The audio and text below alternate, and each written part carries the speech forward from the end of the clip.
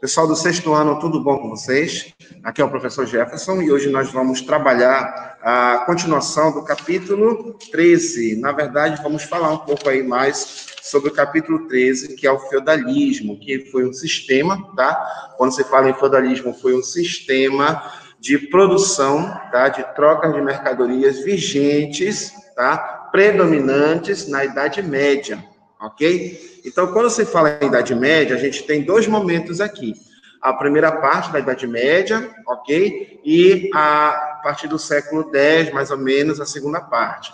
Tá bom? A Idade Média, como vamos lembrar aí, começa no século V, com as invasões dos bárbaros, fazendo com que a parte ocidental do Império Romano se fragmentasse, tá? Fazendo com que as pessoas da parte ocidental fugissem para os campos e lá vivessem por um bom tempo, né? Por gerações, aliás. E a parte oriental, que permaneceu em pé, ok? Que não houve abalo por conta dessas invasões, que foi o Império Bizantino, né? O Império lá do Império Romano do Oriente, né? De Constantinopla, tá? E nós já vimos aí em aulas anteriores a parte oriental, né? A organização do Império, na época de Justiniano, a Igreja de Santa Sofia, né? A Igreja Ortodoxa e assim por diante. Agora, crianças, nós vamos trabalhar a parte ocidental. Já vimos aí o Reino dos Francos, ok? Que foi um momento aí que o território se unificou sobre os reis francos, né? E nós temos um rei importante que foi o Carlos Magno, da dinastia carolíngia. Ele inaugura aí, né, o auge do Império Carolíngio, tá? Mas após a passagem dele, os seus sucessores não tiveram essa capacidade de manter a unidade do território e se fragmentou de novo, né?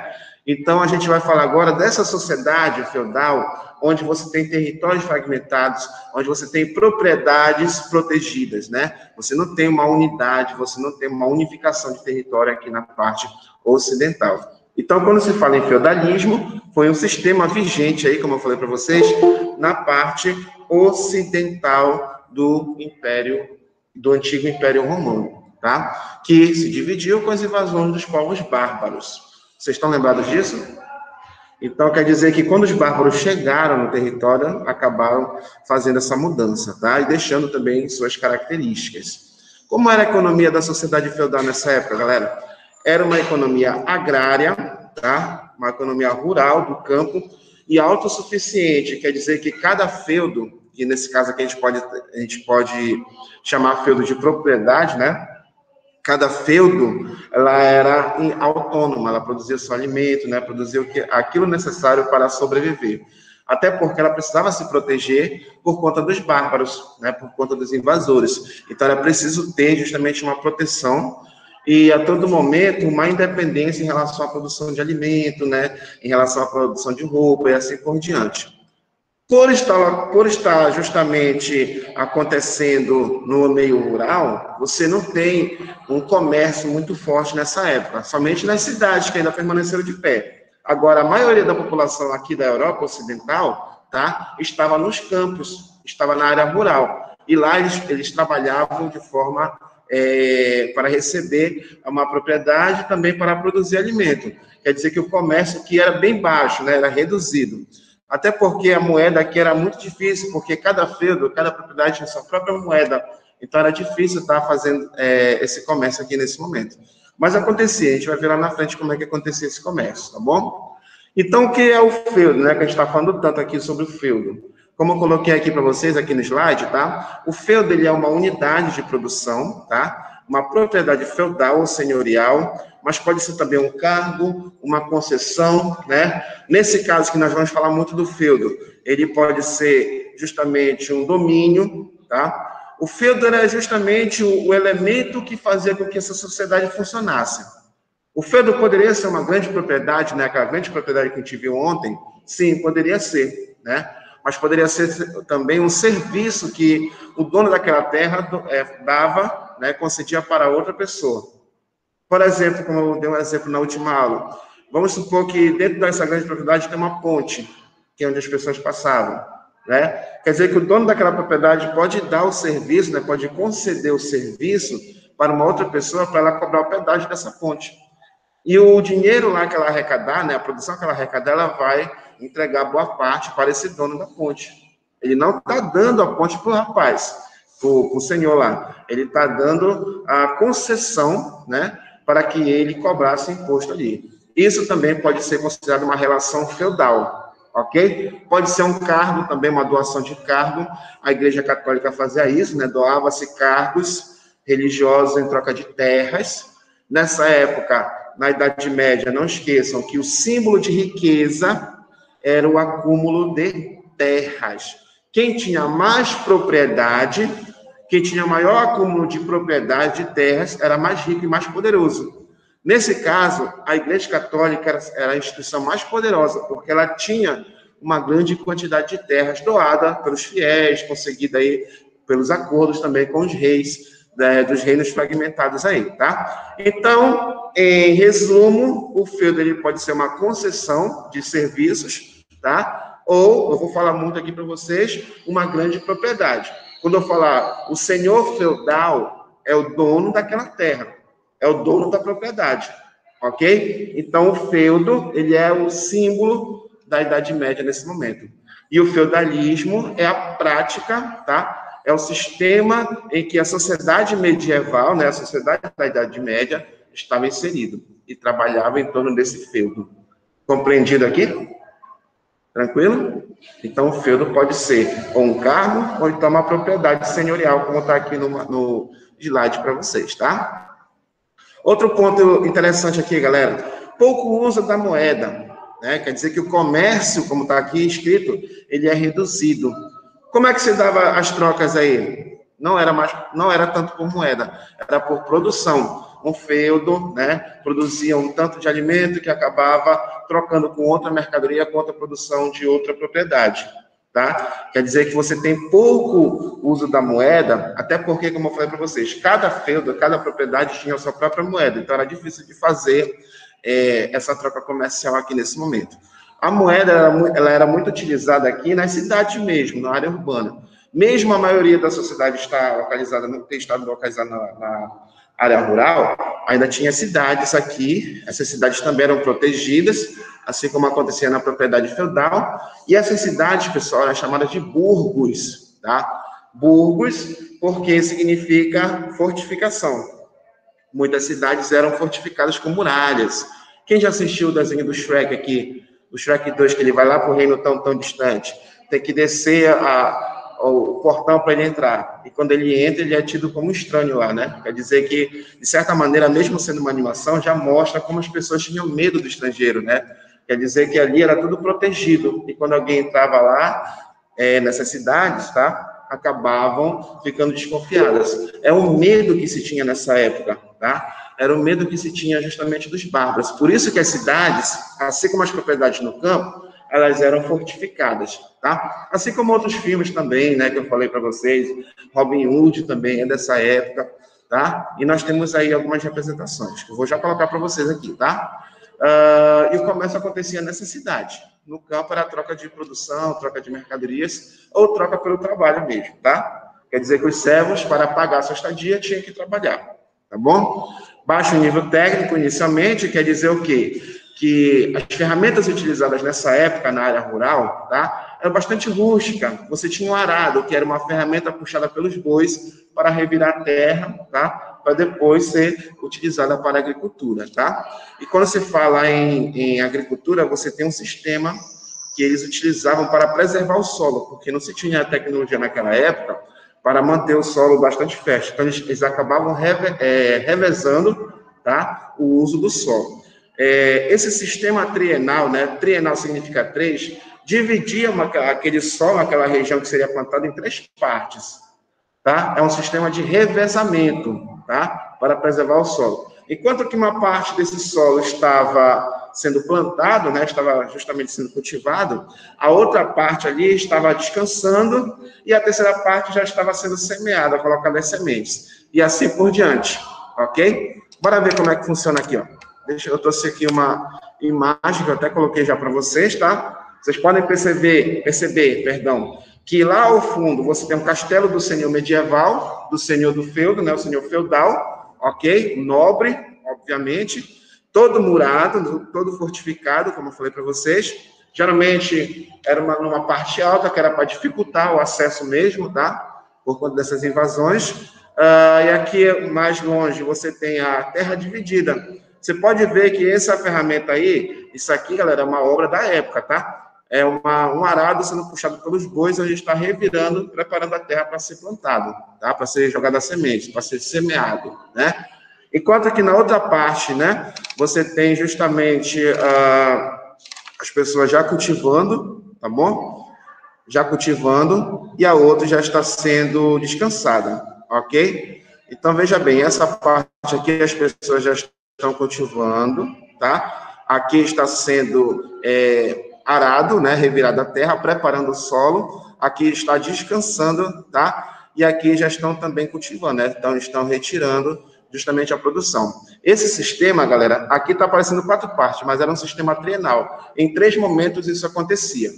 E aí, outra situação. Por exemplo, aqui, quando chegar o momento de descansar e voltar a ser produzido aqui nessa parte da terra, eles não iriam plantar o mesmo produto. Se ele plantou cenouras aqui, na outra oportunidade, eles iriam plantar outro tipo de alimento, né, outro tipo de hortaliça, e assim por diante, tá? Era assim que funcionava a produção agrícola da Idade Média. Ok, Laura? Tranquilo? Vamos lá, galera. E aí você tem a divisão do feudo, pessoal, em três partes também. A divisão do feudo, vamos lá de novo, galera, é a propriedade dividida, né? A grande propriedade dividida. Você tem o manso senhorial, o manso servil, tá? E as terras comunais. Ou seja, a parte destinada ao senhor feudal e sua família era chamada de manso senhorial. A parte destinada à moradia e ao trabalho dos servos era chamado de manso servil, tá? E as terras comunais era olha o nome, terras comunais. Era de uso comum, tanto do senhor feudal quanto do servo, tá? Olha o que eu coloquei aqui para vocês. Uso comum pelos servos e pelos senhores. Destinava-se à pastagem do gado, à extração da madeira, né, destinada ao trabalho dos servos, e para o senhor feudal era mais destinada ao lazer, né, a caça, que era direito exclusivo dos senhores, né? Era justamente uma área de floresta. O que era o manso comunal? Era a área florestal daquela propriedade. Os servos utilizavam para extrair sua subsistência e os senhores utilizavam para a distração, tá? Esse era o manso comunal. Na verdade, todo esse feudo era de quem, galera? Era do senhor feudal, era do dono da terra. O senhor feudal poderia passar por todas essas partes aqui, mas o servo tinha limitações. Ele só ia para o manso senhorial quando ele era convocado para produzir na área do senhor feudal, né? Ele só ia para as terras comunais caso o senhor não estivesse utilizando também essas terras, essa área, tá bom? Então a divisão era mais para os servos do que para os senhores, ok? Olha aí, ó. Deixa eu colocar aqui para vocês, ó. Aqui são alguns desenhos que eu trouxe para vocês sobre o que era um feudo nessa época da Idade Média. Isso aqui é um feudo, né? Uma grande propriedade, tá? Aqui em cima você tem o castelo do senhor feudal, da sua família e dos nobres que viessem a morar com eles, tá? Área dos bosques, essa área de bosque aqui, ó, é a área florestal que eu falei para vocês, é o manso comunal, pode ser considerado como manso comunal, ok? Destinado para os dois. O feudo senhorial, que está aqui como feudo senhorial, é o manso senhorial, é a parte destinada para a produção de alimentos para o senhor feudal e a sua família, tá? Pode perceber que geralmente é do outro lado do rio, ou então na parte mais alta, como eu falei para vocês, tá? Onde se dificultava o acesso, ok? E aí você tem justamente os componentes, que tem até no livro de vocês aqui, ó. Lá na página 4, voltando um pouquinho aí, tá? Você tem um outro exemplo de feudo, né? Aliás, você tem a pintura daquela época, tá? E um desenho que representa também um feudo que é muito semelhante, que lembra muito o que eu estou colocando aqui para vocês também, tá? Página 4, você tem isso daí, ok? Você tem aqui, ó, olhando para cá para o slide novamente, meninos, a área de produção, né? De plantação aqui, ó, toda dividida, ó, pode ver que estão divididos aqui, né? Você tem moinho que era justamente de queda d'água, que servia para moer os grãos, os cereais, né, que eram plantados aqui, tá? forno, enfim. Olha o feudo servil, que é o mesmo que manso servil, né? Que era destinado para os servos. Área de pasto, que também era comum para os dois, tá? E aí você tem as moradias, as pequenas moradias dos servos, dos camponeses, tá? Então, quer dizer que o senhor feudal permitia que os servos morassem aqui, tá? Desde que ele produzisse, né? Desde que ele produzisse aqui na sua terra. E aqui você tem a igreja também, e assim você tem um feudo completo, tá? Olha aqui, ó. Manso senhorial, manso servil, tá? E o manso comunal, tá? Geralmente, galera, os servos eles tinham que trabalhar tanto nas suas terras, que era destinada para eles, quanto para o senhor feudal, tá? É uma das obrigações que o servo tinha nessa época, tá? E aqui é só uma outra pintura, uma outra representação do que era um manso servil, né? Casas simples, de madeira, telhado de palha, ok? Próximo ao rio, onde se produzia, se pescava também, tá? E assim por diante. Ok aqui? Tranquilo? Bora ver mais outra pintura? Olha aqui, ó. Outra representação de um feudo. Aqui já é mais complexo, né? Mais populoso, né? Você tem mais casinhas. Aqui o castelo bem ao fundo, tá? Bem no meio você tem uma igreja. A presença da Igreja Católica era determinante aqui nesse momento. A Igreja Católica era a instituição mais poderosa da Idade Média, ok? Bora lá ver outra imagem? Olha aqui, ó. Geralmente, quando não se tinha, assim, uma dificuldade, né, uma dificuldade de acesso natural, eles faziam também lagos em volta da propriedade, que era para dificultar. E aí vem aquelas produções de filme de desenho que mostra que aqui eles colocavam jacarés, né, em torno do castelo, para justamente não permitir que eles invadissem, né, o território, ok? Aqui, essa porta, essa porteira aqui, ó, essa ponte, né, tinha que ser baixada, levantada de acordo com a ordem de lá de dentro, né? E uma outra obrigação do senhor feudal é que, caso essa propriedade aqui que vocês estão vendo fosse invadida, tá? Era a obrigação do senhor feudal abrigar todos os servos no entorno aqui, no seu castelo. Caso algum estrangeiro invadisse o feudo, tá? O senhor feudal tinha que baixar a ponte para que todo mundo entrasse aqui e aí ele protegesse ele. A obrigação do senhor feudal para os camponeses era de proteção, tá? Vivia na propriedade, se tivesse alguma ameaça, o senhor feudal, que ele era um guerreiro também, ele tinha que proteger os camponeses, ok? Todos de sua propriedade, tá? Tranquilo? Olha aqui, ó, parte aqui da produção, né? Tudo dividido, como eu falei para vocês. As terras eram divididas para produzir. E assim funcionava o feudalismo na Idade Média. Era dessa forma, tá? Então, quando vier numa atividade para vocês o que era um feudo, então o que era um sistema feudal, era tudo isso aqui que eu mostrei para vocês, tá? É o sistema de produção aqui da Idade Média, dentro da área rural, dentro de uma propriedade do senhor, que geralmente era um nobre, tá bom? E aí, vamos passar para a sociedade. Lá na página 6, agora sim, página 6, tá? Que como é que a sociedade era dividida, pessoal? A sociedade ela tinha 3 características. Isso a gente está falando, pessoal, da sociedade na área rural, tá? Ela era estamental, dividida em estamentos, né? Em grupos. Estamental significa dividido em grupos. E hierarquizada quer dizer que você tinha uma relação de poder que vinha de cima para baixo. Quem estava no topo mandava mais e quem estava mais abaixo obedecia, tá? Isso é uma hierarquia. E clerical. Quando se fala em clerical, crianças, a gente está falando regida por dogmas católicos, né? Regida pela religião aqui nesse momento, tá? Era dividida em 3 estamentos ou ordens. Para a igreja, tá? Essa divisão foi uma ordem dada por Deus, né? Por isso que era chamado de ordens. Quer dizer que a igreja convencia a sociedade que só era dividida dessa maneira porque Deus queria. O servo só era servo, só trabalhava porque Deus tinha planejado isso para ele, né? E o nobre porque era uma graça divina, e assim por diante. E o clero, que era a representação da Igreja Católica, era justamente o representante de Deus aqui na Terra também, ok? É a autoridade divina. E aí você tem o clero, no topo da sociedade, a nobreza, dono das terras, dos castelos, tá? E os servos que trabalhavam para essa propriedade. Mas não esqueçam, pessoal, que longe da propriedade viviam os vilões, né? Viviam justamente em casinhas distantes, que não necessariamente tinham que trabalhar para a nobreza, mas pagava para ficar lá, tá bom? Mobilidade social quase inexistente. Isso quer dizer o quê? Que as pessoas não mudavam aqui de posição, né? Quem nasceu servo vai morrer servo. Quem nasceu camponês vai morrer camponês. Quem nasceu nobre, ou seria um senhor feudal, um rei, vamos dizer assim, tá? Ou, no máximo, vivia para a vida religiosa, tá? Era só essa mobilidade que tinha nessa época. E aí, galera, você tem essa divisão da sociedade. Vocês estão vendo aí? O clero, que era chamado de oratores, que eram justamente aqueles que rezavam, responsável pelo poder espiritual, ok?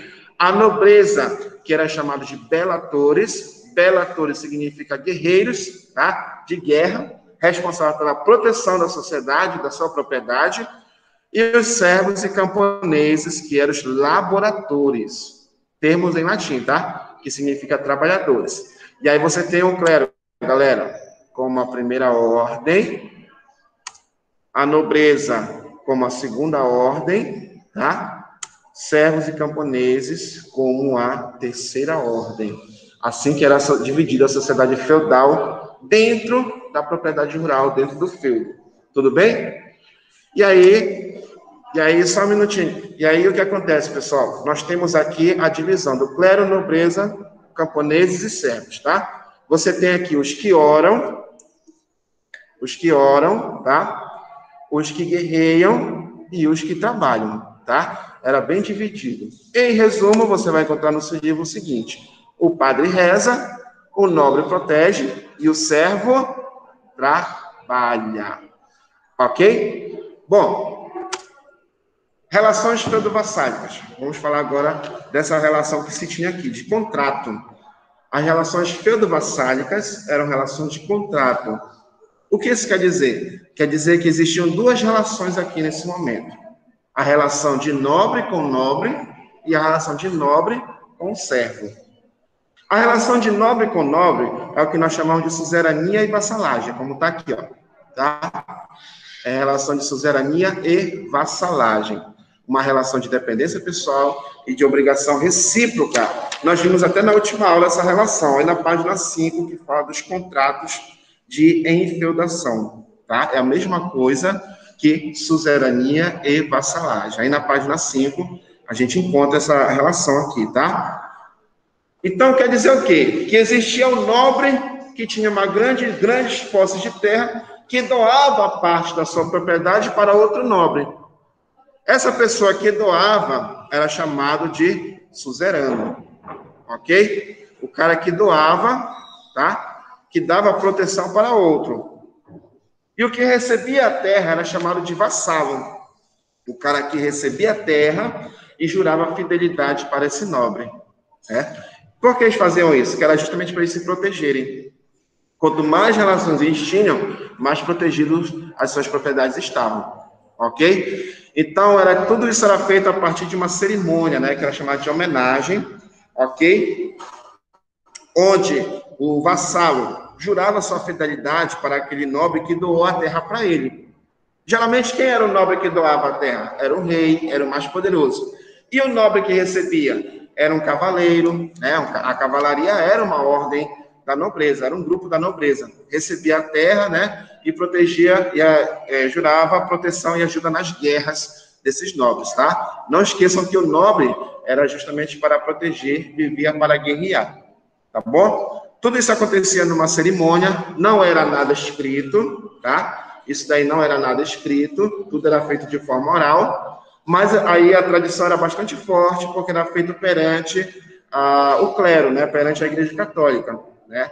Ele jurava fidelidade quando ele recebia essa terra. E esse vassalo recebia tanta terra que ele poderia doar para outra pessoa. Então, quer dizer que ao mesmo tempo que ele poderia ser um vassalo, nenhuma outra situação ele poderia ser um suzerano, aquela pessoa que doa a terra para outra pessoa, ok? Isso só dá, galera, atenção, entre nobre e nobre, ok? Abençoado pela Igreja Católica, tá? Um ficava de joelho perante o outro, não sei se você já viu essa situação em algum filme, e aí acontecia toda aquela cerimônia na frente de todo mundo, no final os dois se levantavam, e selava um acordo com um beijo. Era muito comum nessa época, selar um acordo com um beijo. Ou então, quando o suzerano dava um cargo para aquele nobre, né? Ele colocava a espada de um lado e depois colocava de um outro, né? Dizendo que ele seria o cavaleiro dele, né? Então, quer dizer que jurava fidelidade. O vassalo prometia fidelidade, né? E dizia que a partir daquele momento, tá? A vida dele seria também do suzerano, tá? Então, tudo isso era uma relação de proteção entre nobre e nobre. Ok? Tranquilo? Bem, então vamos lá. E aí ele era investido, tá? O nome disso era investidura, quando a pessoa selava essa cerimônia, tá? E a relação de nobre com servo, como é que acontecia? Aqui, ó. O servo só deveria trabalhar. Não esqueçam disso, tá? Quando se fala em relação de nobre com servo, você tem justamente uma relação de trabalho, de produção, tá, Carlos Henrique? E aí, o servo, além de estar produzindo, ele deveria pagar algumas taxas para o nobre. Vamos lá. Nossa última parte aqui, galera. A corveia. Onde é que está a corveia, pessoal? Lá na página 8, para quem tem o livro aí, tá? Página 8, você tem os deveres do servo. Diz o seguinte: o servo, de acordo com a corveia, tá? Ele era obrigado a trabalhar de 3 a 5 dias, tá? Por semana no manso senhorial, tá? Essa era uma das obrigações. Trabalhar de graça, né? Dos 7 dias da semana, 3 ou 5 ele atravessava a ponte para trabalhar lá na parte do Senhor, né? Aquela parte lá que eu mostrei para vocês. A talha. O que era a talha? O servo, além disso, ele tinha que dar parte da produção, geralmente 3/4, mais da metade, para o suzerano. Quer dizer que tudo que ele produzia lá, ele tinha que dar mais da metade para o suzerano em forma de pagamento. Tá? O que mais? Banalidade. O que era banalidade, pessoal? Era o pagamento em espécie, tá? Pela utilização dos instrumentos do feudo. Tudo que tem lá não é do servo. Aliás, nada que tem lá é do servo. Tudo pertencia ao senhor feudal, desde a terra, os animais, a casa e as ferramentas. Então, tudo que o senhor, aliás, tudo que o servo utilizar, ele tinha que pagar o aluguel daquela ferramenta. Ok? E aí você tem o tostão de Pedro, acho que nem está no livro isso daí, eu estou trazendo para vocês aqui, ó. O tostão de Pedro, vocês vão reconhecer o que é isso daqui, ó. Olha o que diz. É justamente uma obrigação religiosa. Dar 10% da produção feudal, tá? Para a Igreja Católica. Isso quer dizer o quê? Que, além de pagar tudo isso, de trabalhar, ele tinha que dar 10% do que ele tinha para a Igreja. Esse foi um imposto, tá? Que permanece até os dias atuais. Como é que a gente conhece esse imposto hoje? O dízimo, né? O dízimo, de acordo com a teoria, é 10% do que você tem, você doa para a Igreja, para qualquer instituição, seja católica ou outra doutrina aí, tá? Nesse caso aqui da Idade Média, era somente a Igreja Católica que existia, tá bom? E aí eu trouxe mais um para vocês, que é o chamado formariage. É a taxa cobrada quando o camponês se casava com uma noiva de um outro feudo, ou do próprio feudo mesmo, né? Então, quer dizer que se ele quisesse formar uma família, ele tinha que pagar essa taxa para o senhor feudal. Ok? E aí nós temos aí muitas outras obrigações do feudo, do servo, né, que ele tinha que prestar para o senhor feudal. E aqui você tem a mão morta aqui no livro, que é o último, né, da página 8, que diz o seguinte: no caso de falecimento do chefe da família servil, os membros restantes deveriam uma taxa ao senhor feudal para permanecer nas terras que já estavam instalados. Quer dizer que para continuar na terra, depois que o pai morre, tinha que pagar também, seja por dinheiro ou por trabalho. Tinha uma outra taxa que era chamada de captação. Não deu para colocar aqui por causa do espaço. A captação era justamente uma taxa que o servo pagava para o senhor por cada cabeça da família, por cada membro. Quer dizer, se o cara tivesse 5 filhos, naquela época era muito comum ter muitos filhos mesmo, tinha que pagar por cada filho. Entendeu? Quer dizer que quanto mais filhos ele tivesse, a família era maior, né? Mais ele pagava isso daí. E no final, pessoal, esse servo acabava ficando preso à terra, né? Que ele não poderia sair se não pagar todos esses deveres. E ele ainda tinha uma outra taxa que eu esqueci o nome agora, que se ele quisesse mudar de feudo para o outro, ele tinha que pagar uma taxa também. Ou seja, a relação de nobre para nobre é de proteção. Agora, de nobre para servo, era só facada no servo, ok? Era só obrigação do servo aqui de produção. Ok? Tranquilo? Então, quando for na próxima aula, a gente vai falar a parte religiosa, né? O clero aqui, que era a instituição mais poderosa nessa época, e era a maior senhora feudal dessa época, porque ela tinha muita posse de terra. Tudo bem? Tudo compreendido aqui? Tranquilo? Então, muito bem, pessoal. E a gente vai ficando por aqui. A gente se encontra numa outra oportunidade. Tá bom, galera? Até a próxima, meninos. Tchau, tchau.